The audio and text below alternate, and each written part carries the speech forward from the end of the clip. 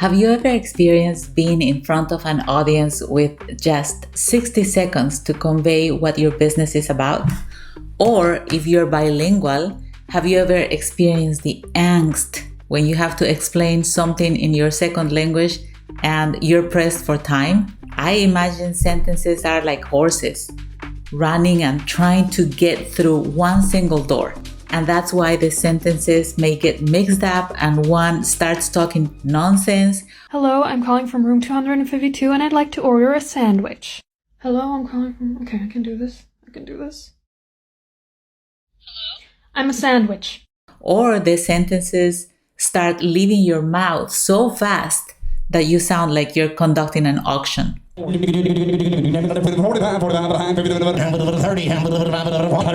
So, if you felt this way, I have the solution for you. Step number 1, figure out what makes a good 60-second pitch. Step 2, create it, craft it intentionally and carefully. And step 3, repeat it, but repeat it out loud until you're able to say it unaided and uninterrupted.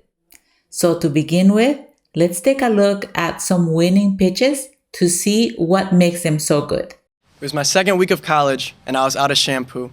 So I took an Uber to the nearest Walmart, and by the end of the day, that bottle of shampoo ended up costing me a little bit over $20 after you factor in the price of the Uber. I needed college supply. What he did is he started with a story. So the story served as his hook, and it had a dual purpose because by telling the story, he also established a need or established a problem and a solution. He used a story, but that is not the only hook. You probably have seen many of these. Here are a few. You can use a contrarian approach, so make a statement against conventional wisdom. You can ask rhetorical questions. You can deliver a compelling soundbite. You can make an assertion that will startle people or surprise people. You can provide a reference to a historical event.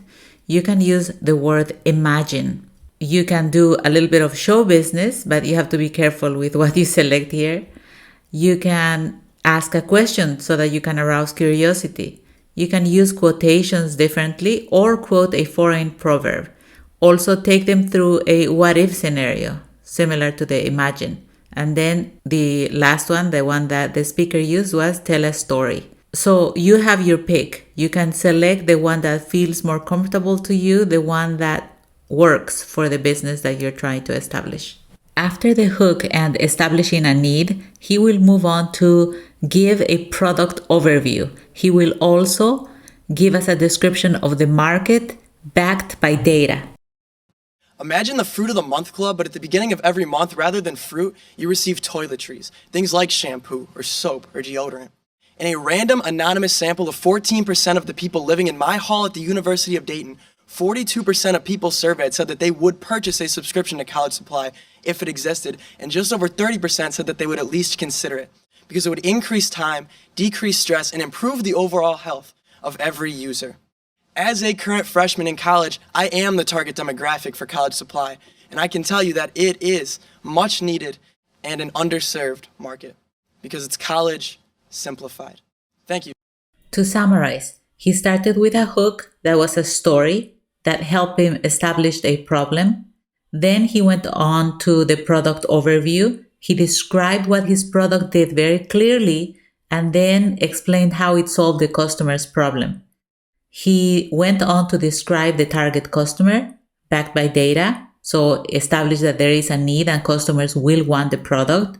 He explained who he is and how who he is gives him credibility because he knows his target market.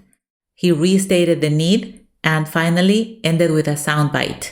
Next, I will show you a couple more pitches, but instead of me narrating through the different sections, I will point out the different elements on text boxes that I will overlay on top of the videos. It's a cold night and you're at your son's football game. After the first quarter, you realize these bleachers are so cold, my butt is numb. I have the perfect solution, the hot seat. The hot seat is a cushioned stadium seat with a heated base and back. Now, there are cushioned stadium seats available that aren't heated, and heated stadium pads that don't offer back support. The hot seat combines these two elements, providing a portable, cushioned, heated stadium seat with a USB port to charge your mobile device. According to worldstadiums.com, there are over 73 million outdoor stadium seats in America alone. I'll use the internet, my personal NFL connections, and amateur booster club organizations to sell 2,000 units by year 3, resulting in $120,000 in sales. I need $19K for development, manufacturing, and marketing. Investors can expect a 3x return by year 3. Don't let frost bite your buns. Get the hot seat. If you go to YouTube, you can do a search for winning startup pitches, and then you can look at some more and get some best practices. But in essence, these are the things that you should include. You should start with a hook. You should include what is the problem from the customer's perspective and how your product solves that issue. You should establish your unique value proposition. So what makes you different from the rest? Who's your target market? Who's your customer? Who are you if it's relevant? In one of the business pitches that we saw, it was relevant because the person who was pitching was a college student, so he himself was the target customer. What are you asking for and how will you spend it? If you're asking for money, make sure that you establish what's in it for me, for the investors. Lastly, a conclusion, which could be just a soundbite. On Blackboard, you will find that you have 2 assignments. One is to submit your elevator pitch, meaning a 60-second video. You can go over, however, I would like to ask you to not surpass 90 seconds. Upload it to YouTube, post a link on Blackboard. Follow the guidelines that we discussed in this video. For the business plan, that should be a presentation from you, a video. So in essence, if you were in class, you would present it. So make sure that you are filming yourself, giving the presentation. It should be 10 minutes.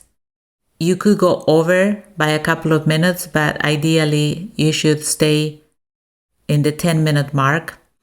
Same thing, upload it to YouTube and post the link on Blackboard. For both of these, I'm asking you to make a video. In other words, I would not want to see the presentation with the voiceover.